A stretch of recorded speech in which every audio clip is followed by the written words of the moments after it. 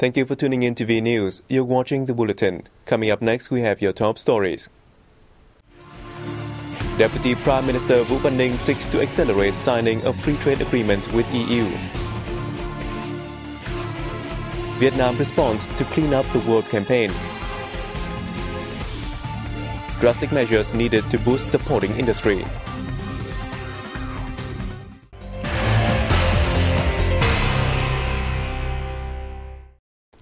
Party General Secretary Nguyen arrived in Hanoi on the afternoon of September 18th, successfully concluding his official visit to Japan made at the invitation of Prime Minister Shinzo Abe.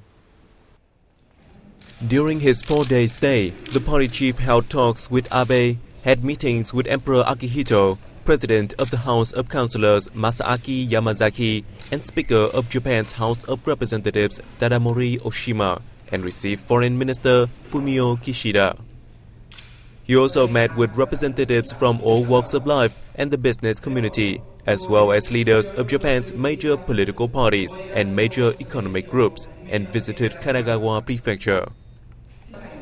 During the talks and meetings, the two sides affirmed they will treasure bilateral relations, pledging to work together to promote the strategic partnership. They agreed to promote sustainable linkages between the two economies, with the focus on connectivity in development strategy, production capacity, and human resources. Both countries were unanimous in expanding ties in culture, people-to-people exchange, education training, science, technology, and defense security, as well as continuing close coordination at regional and international forums. The two sides adopted a statement on a joint vision for Vietnam-Japan relations, which specifies major orientations and cooperation measures. 10 cooperation agreements were also signed during the party leaders' visit. Deputy Prime Minister Nguyen has asked Vice President of the European Commission Valdis Dombrovskis to help accelerate the signing of the EU-Vietnam Free Trade Agreement. During a meeting in Brussels, Belgium, on September 18th with the EC Vice President, Deputy Prime Minister Nguyen pledged to implement multilateral treaties on the environment and basic conventions of the International Labour Organization, to which Vietnam is a member. Speaking of the EU's role in cooperation with ASEAN, he said Vietnam always appreciates the Union's contributions to Asia-Europe Meeting Cooperation Mechanism. Valdis Dombrovskis said he hopes for the signing of the agreement within 2015 and a framework agreement on comprehensive partnership and cooperation between the two sides in 2016. Mentioning the EU's recognition of Vietnam's market economy status, he said the two sides are working on necessary technical factors towards the early recognition. He said he hopes that Vietnam will allow the EU's wood to enter its market.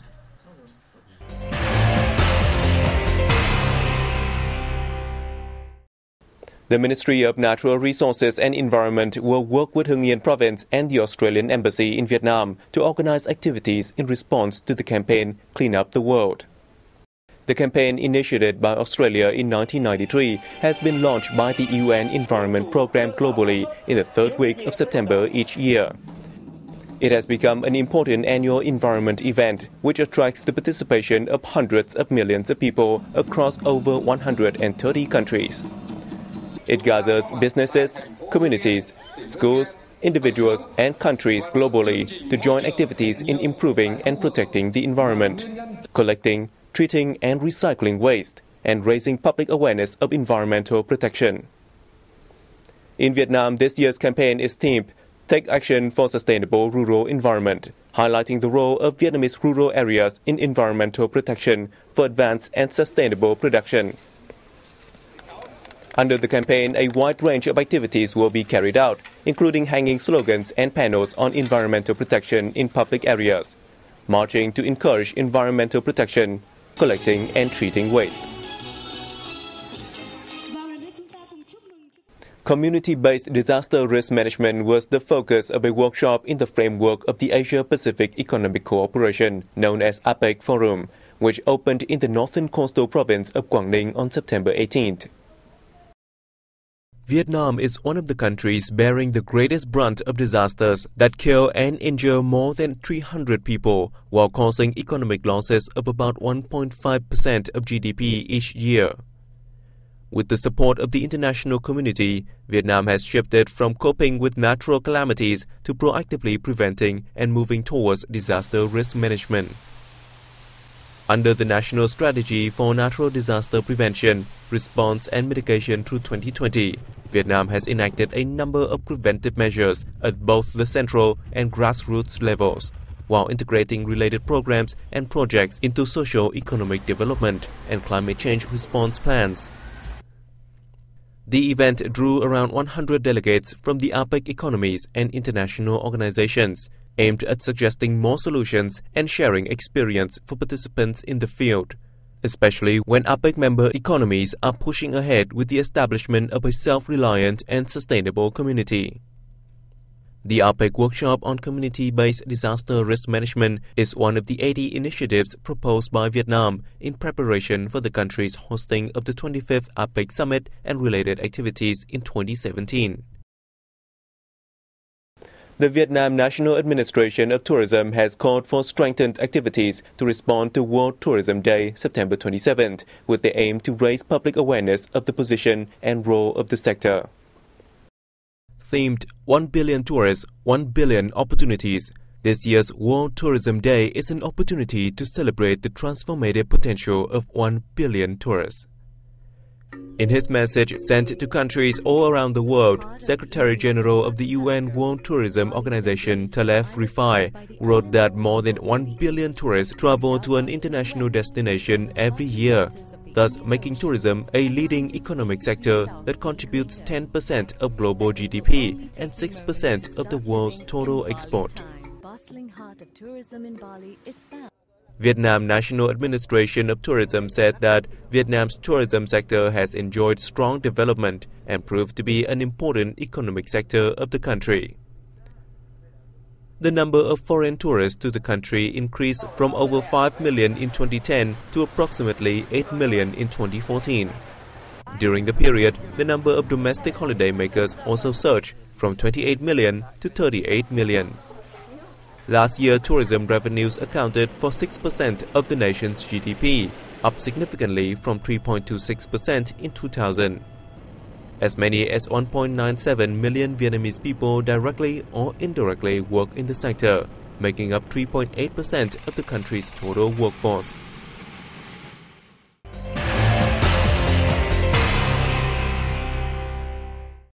In Vietnam, businesses' demand for input materials and components is large, whilst few of domestically invested producers are able to meet their need.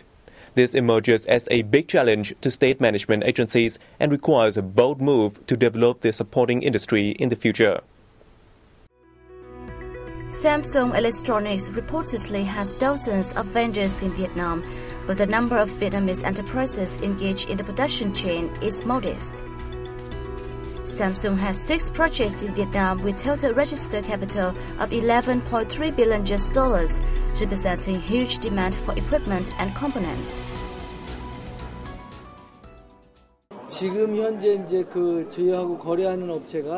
We have to date partnered with a total of 41 Vietnamese suppliers at both level 1 and level 2. We can buy few products from these Vietnamese companies. Apart from Samsung, many businesses in Vietnam are purchasing few input materials and components from supporting industry enterprises of Vietnam, since most of them are small and medium-sized with technologies behind the times, thus failing to satisfy local demands and quality requirements. Reporting the reality of the supporting industry in Vietnam at the 9th session of the 13th National Assembly in June, Minister of Industry and Trade Vũ Huy Hoàng said the supporting industry is facing sluggish development, while relevant policies haven't yet proven to be effective. Japan is one of the largest foreign investors in Vietnam, with some 1,500 operating companies. But their localization rate in Vietnam reaches only 32%, while that in China and Thailand amounts to 66% and 55% respectively. Seeking no capable Vietnamese providers, this manufacturer Precision Plastics is forced to import input materials. Wrapping alcohol and polishing brushes are two a few auxiliary products the company buys from local makers. Last year, we spent some $2.48 million on purchasing materials, 30% of which was poured into buying products from China, 40% from Japan, and just a very small proportion from made in Vietnam items.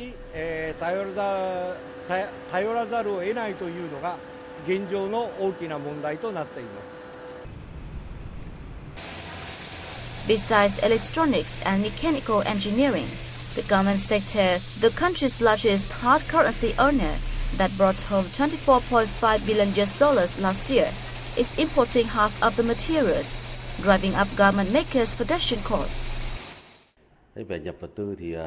We meet with difficulties in buying input materials because domestic companies are not able to produce them, thus pushing up our cost price and keeping us waiting. I suppose that a lack of comprehensive policies and advanced technology has driven the supporting industry into hardship.